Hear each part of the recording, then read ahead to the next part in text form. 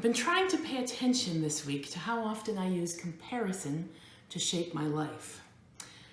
And while I've been doing that, I've been trying also to pay attention to the consequences of comparing. I think there are lots of good reasons for comparison. It's why I do it so much in my life. But Richard Rohr says that transformation is often more about unlearning than learning. And I probably need to do some unlearning about comparison. So, to do that, I've been trying to notice some of the less positive implications of comparison. So here are some of the things that I've been thinking about. The first is that I'm really not sure whether it's possible to use comparison without judgment. I don't know. But if not, we're always comparing ourselves to someone else and either feeling superior or inferior. I had a conversation with someone about the fact that they were putting off a task for a long time because they were doing it for someone who they thought would do the task better than they could.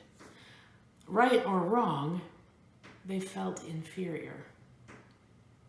And I noticed that in a recent decision of the church about how we name our ministry, much of the emotion of the debate came through perceptions that some kinds of ministers were valued more than other kinds of ministers, which rose to the surface because the question being discussed invited us to compare kinds of ministers. Meanwhile, it's Briar time, so there's lots of curling talk happening this week. And when the final comes around this weekend, I feel like it's unlikely that whoever comes in second will be celebrating their accomplishment of being second best in the country. I think they will compare themselves unfavorably to those who win. We see that happen in every sport where there's a final between two players or two teams. We saw that happen a lot back in February at the Olympics. No more dramatically than in women's hockey, when the Canadian team was devastated to receive a silver medal. This is always going to be one of the challenges of competitive sports, and it's somehow related to comparison.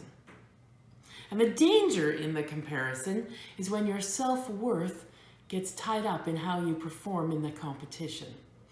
Whether you win or lose, do you let that determine whether as a person you are a loser or a winner? Because if we do, comparison can become corrosive. It eats away at our confidence. It can lead to jealousy and discontent. And what I know about myself is that when I am not confident or content, I don't live well. I'm not generous of money or spirit. I don't share my life well. Guess that's why I'm giving it up for Lent.